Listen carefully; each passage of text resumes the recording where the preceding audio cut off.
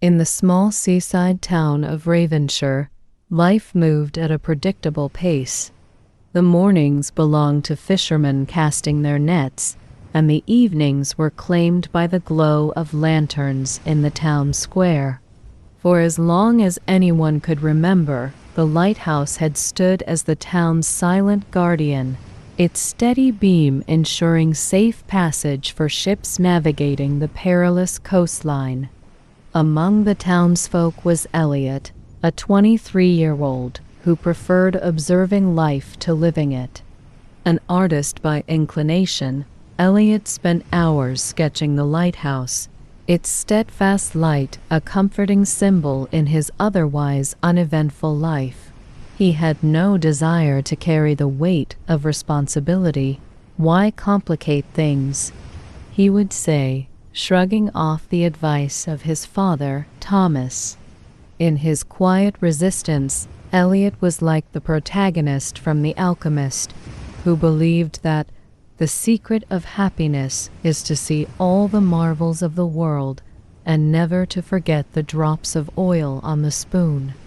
Elliot, like Santiago, was content to see the world around him but never truly dive into its deeper meaning. Thomas had been the lighthouse keeper for over 3 decades, a role that demanded vigilance, precision, and unwavering commitment. To Elliot, his father seemed carved from the same stone as the lighthouse itself, solid, dependable, and distant. While the townspeople revered Thomas, Elliot viewed him with a mix of admiration and frustration. "You should do something meaningful," Thomas often told him. Elliot would roll his eyes and change the subject, deflecting the notion that responsibility had anything to do with him. "You will never change your life until you change something you do daily," he recalled from The Compound Effect by Darren Hardy. He had always ignored the truth in these words, thinking that his comfort was enough. Elliot's hesitation to embrace responsibility wasn't born of laziness, but fear. He had witnessed his mother's long illness when he was just a boy, the way she had carried her pain with quiet determination.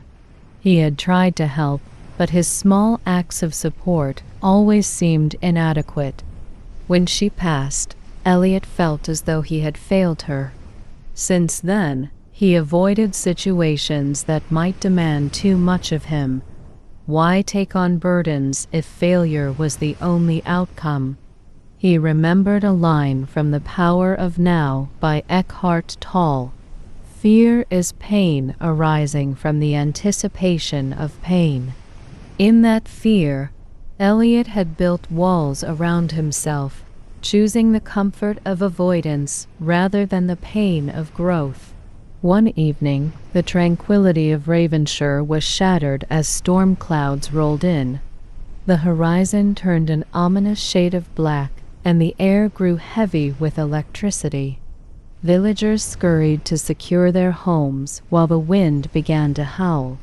Elliot watched from his small studio, the storm's fury providing the backdrop for a sketch he was working on. Suddenly, a deafening crack split the air. He ran to the window just in time to see the lighthouse's beacon flicker and go out. A wave of panic swept through the town. The lighthouse was the sole guardian of the treacherous waters, and without its light, ships were left vulnerable to the jagged rocks hidden beneath the waves. The townsfolk gathered at the base of the tower, their voices tinged with fear. Elliot arrived to find his father being carried toward the crowd, his leg injured from a fall as he tried to ascend the lighthouse stairs. Thomas's face was pale but resolute. "The light needs to be restored," he said, his voice firm despite the pain. "Elliot, you have to go up there." The words hit Elliot like a physical blow. "Me? I don't know how to fix it. I've never—" Thomas cut him off with a look that brooked no argument. A person who never made a mistake, never tried anything new. He recalled the words of Albert Einstein. Thomas, who had made countless mistakes but learned from each one, had faith in him when Elliot had none in himself. Responsibility doesn't wait for you to feel ready. It arrives, and you meet it. Elliot looked up at the towering structure, its spiral staircase looming like a dark and insurmountable challenge. His palms grew clammy as he imagined the climb. The villagers' murmurs swirled around him, their doubt palpable. But then Thomas pressed a heavy brass lantern into Elliot's hands. Do not go where the path may lead. Go instead where there is no path and leave a trail, Elliot heard in his mind, echoing the wisdom of Ralph Waldo Emerson. Perhaps the path of uncertainty was the one he needed to follow. Elliot hesitated at the base of the lighthouse, the weight of the lantern growing heavier with each passing moment. Finally, with his father's voice echoing in his mind, he stepped forward. The door creaked open, revealing a narrow, winding staircase that disappeared into darkness. He placed his foot on the first step, the sound reverberating through the hollow tower. The climb was more difficult than he had imagined. The air grew colder as he ascended, and the storm's howls seeped through the cracks in the walls. Each step seemed to magnify his doubts. He paused halfway up, his breath coming in shallow gasps. The memory of his mother's disappointment the day he spilled her medicine surfaced, unbidden. The weight of that failure threatened to pull him back down the stairs. But then he remembered something his mother used to say. Courage isn't about never being afraid. It's about moving forward, even when you are. Taking a deep breath, Elliot tightened his grip on the lantern and continued the climb. The wind battered the tower, each gust feeling like a test of his resolve. When he finally reached the top, Elliot was met with chaos. The beacon's lens was shattered, its delicate mechanisms in disarray. His heart sank. "I can't fix this," he whispered, the enormity of the task overwhelming him. But then his artist's eye caught the glint of broken glass scattered across the floor. He realized he could use the fragments to create a makeshift lens. The obstacle is the way. He recalled the words from Ryan Holiday's "The obstacle is the way." The challenge before him was the very means of his transformation. Drawing on his creative instincts, Elliot began to piece the glass together. His hands trembled, and the lantern's flickering light cast distorted shadows around him. Every mistake felt like a step closer to failure, but he pressed on, driven by the knowledge that the lives of the sailors depended on him. After what felt like hours, the beacon flickered to life. Its light cut through the darkness, illuminating the tumultuous sea. Elliot stepped back, his chest heaving with relief and disbelief. Looking out over the town, he saw the waves calming and the ship steering safely toward the harbor. He understood for the first time that greatness is not in where we stand, but in what direction we are moving. A quote he remembered from Ralph Waldo Emerson.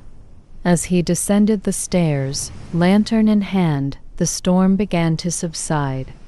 The crowd at the base of the lighthouse erupted into cheers, their faith in him now unshakable. Thomas, still seated but smiling, reached for Elliot's hand. "You did it," he said, pride evident in his voice. "You carried the lantern." In the days that followed, Elliot found himself transformed.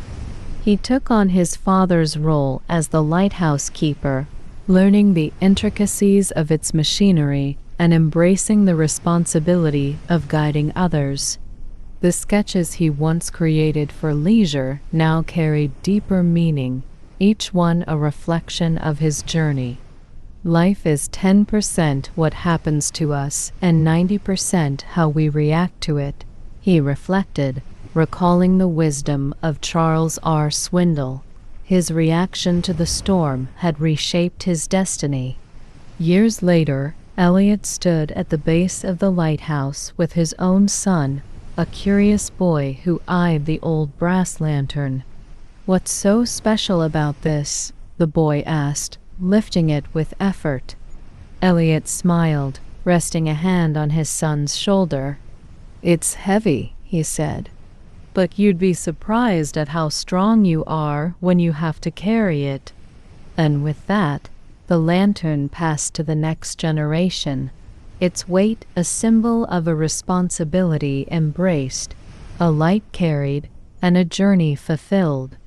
As the waves lapped gently against the shore, Elliot turned his gaze back to the lighthouse. The structure stood unchanged, yet to him it had become something far greater than a tower of stone and steel. It was a witness to his transformation, a chapter of his life where fear gave way to courage, hesitation gave way to action, and avoidance gave way to purpose. In life, we all encounter moments when the chapters before us demand more than we think we can give. These chapters may seem daunting, filled with storms we are unprepared to face. Yet, as Elliot learned, responsibility isn't about having all the answers. It's about stepping forward despite the uncertainty, trusting that each step will reveal the strength you didn't know you had.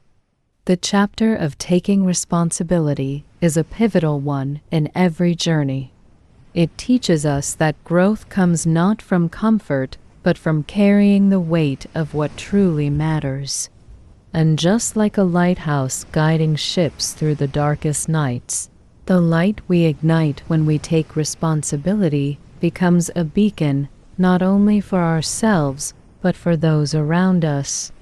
So, as you chase your chapters, remember that every challenge you face is an opportunity to embrace a new role, write a new story, and leave behind a legacy.